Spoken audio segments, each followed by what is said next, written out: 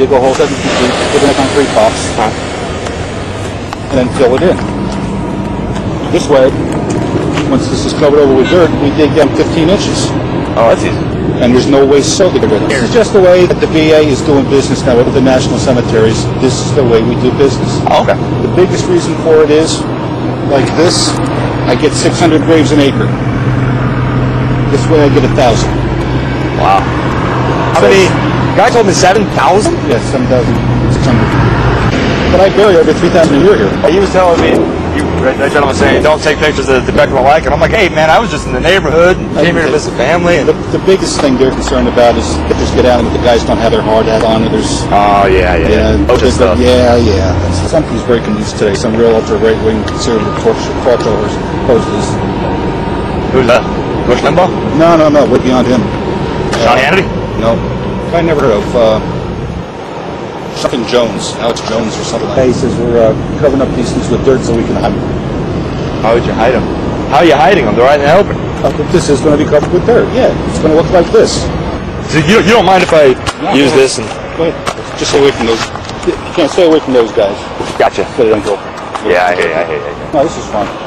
You want to go on record and say it's not a conspiracy theory? This is a FEMA campus where FEMA's going to bury all of their... Who said that? Like on the radio. Somebody's going to lose the bird flu and kill thousands of people, and we're getting ready for that. Double depth. Double depth, okay. Some are 2 wide, some are 1 wide. I can see the difference between it. Yeah. Okay. Hey. All right. Thank you. Sorry to bother you.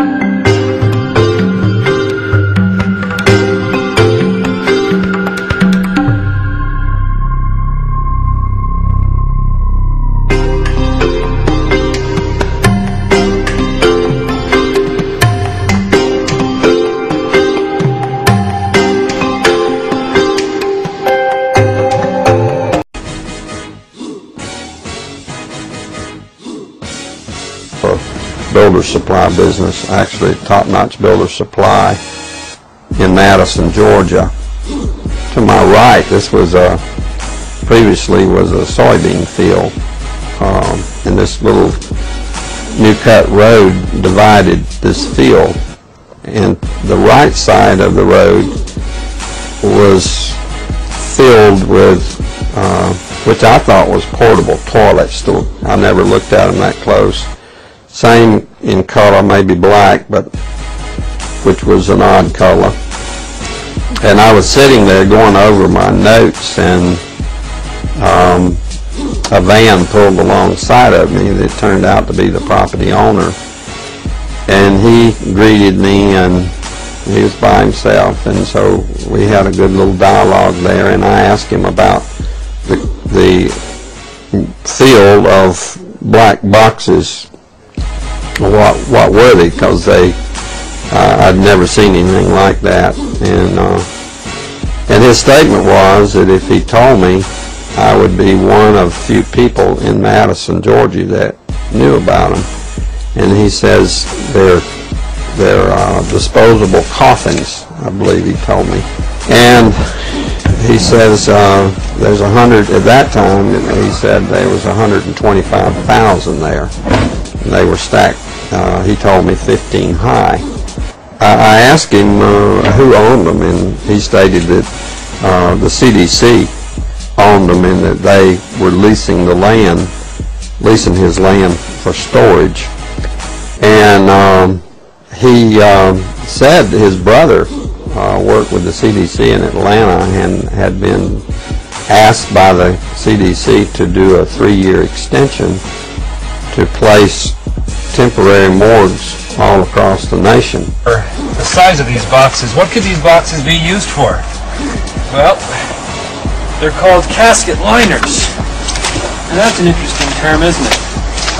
It's a casket liner. When I first heard the term casket liner, I thought perhaps a lining for a casket. But this is too big to be on the inside of the casket. So certainly this could be used as a casket. This is an inexpensive casket. And you can see the size here. There's lots of room. I think my friends here, we could all probably get inside, and it might be a little cozy, but we'd fit just fine. Which tells me that these liners can be used for more than just one. And one more time, what kind of liners are these? Casket liners. These are casket liners. That's what the man said. That's what the man told us. And we're told that there are about, well, there were about 500,000 out here.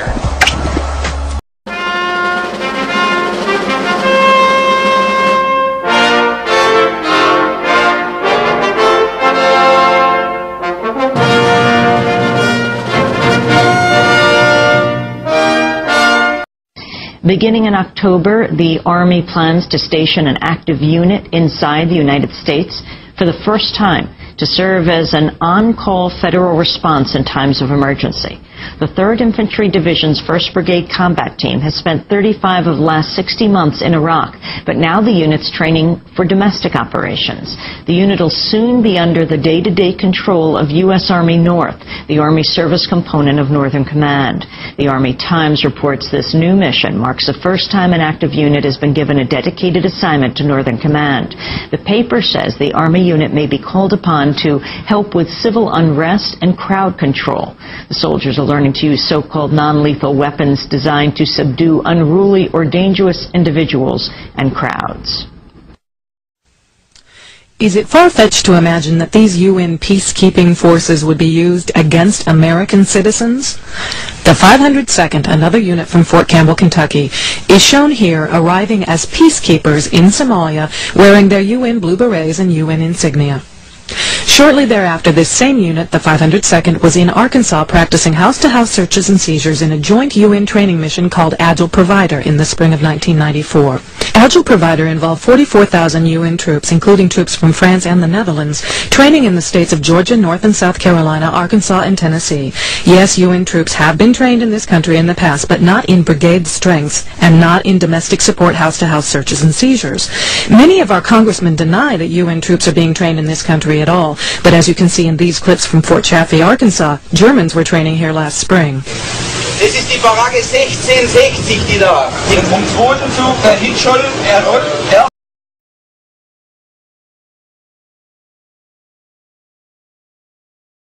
Hey, there's something I need to put out this morning, and I've been praying about it now for a couple days because I wasn't sure if the Lord wanted me to put it out, and if He did, and I didn't know if I should send it to someone else and have them put it out.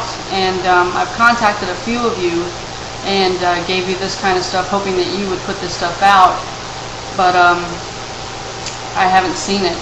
So I don't think that I can wait any longer. I was reading from Proverbs 15 today, and it happened to mention in there about putting some sort of knowledge out. I can't quote it right now. My Bible's in the other room. So, well, let's go. I'm just going to tell you.